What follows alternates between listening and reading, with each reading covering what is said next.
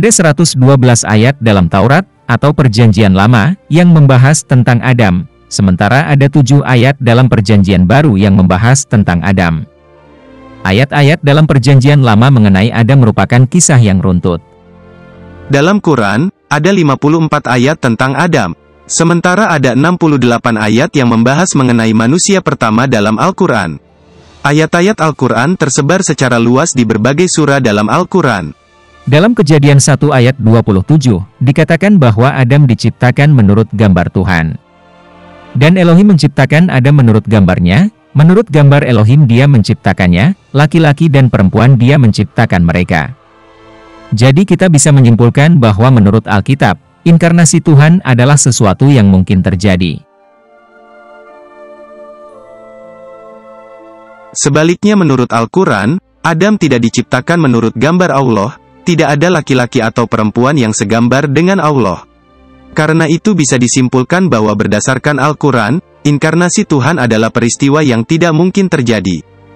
Dalam Kejadian 2 ayat 7, berbicara mengenai penciptaan Adam, Alkitab berkata, "Dan Tuhan Yahweh menjadikan Adam dari debu tanah, dan meniupkan nafas hidup ke dalam hidungnya.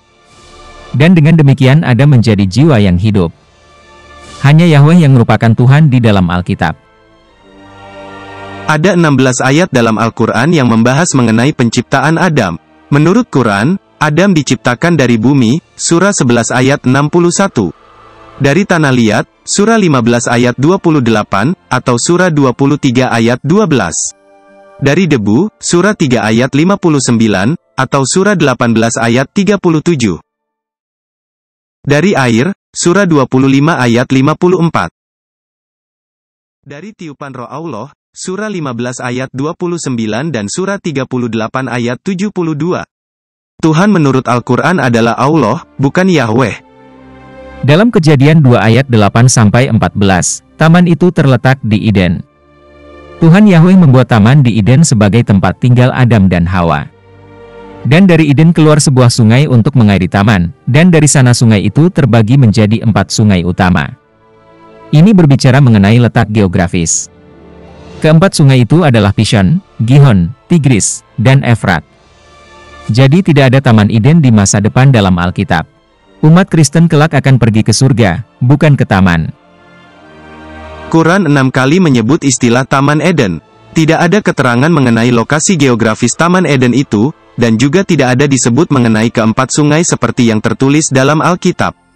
Taman Eden menurut Quran berbicara mengenai masa depan, dan hal ini disebutkan dalam Quran sebanyak 11 kali.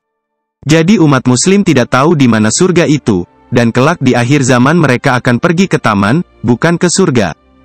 Tuhan menugaskan Adam untuk mengelola dan memelihara Taman Eden, Kejadian 2 ayat 15-17. Kemudian Tuhan memberi perintah agar Adam tidak memakan buah dari pengetahuan yang baik dan yang buruk, karena pada hari ia memakannya maka ia akan mati.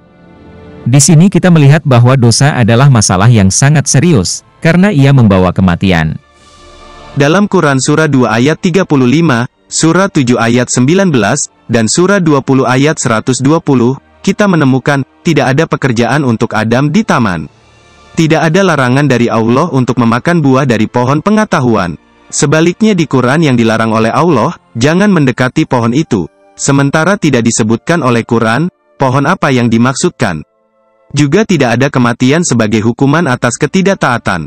Dengan demikian bisa kita simpulkan bahwa menurut Quran, dosa bukanlah hal yang serius yang akan mengakibatkan kematian. Kejadian 2 ayat 18-20a berbicara mengenai penciptaan perempuan. Adam menamai semua makhluk yang dibawa oleh Yahweh. Tidak ada malaikat yang muncul di sini. Adam tidak mengungkapkan nama kepada malaikat. Jadi bisa kita simpulkan bahwa tidak ada sumber okultisme di dalam Alkitab. Dalam Kejadian 2 ayat 20b, Adam tidak menemukan seorang penolong yang sepadan dari antara binatang yang ada di taman. Dalam Kejadian 2 ayat 21-22, Yahweh membangun wanita dari tulang rusuk Adam yang sedang tidur. Adam mengakuinya sebagai daging dari dagingku. Dia disebut perempuan karena dia diambil dari laki-laki. Dalam Kejadian 2 ayat 23 katakan, mereka akan menjadi satu daging, atau bersatu.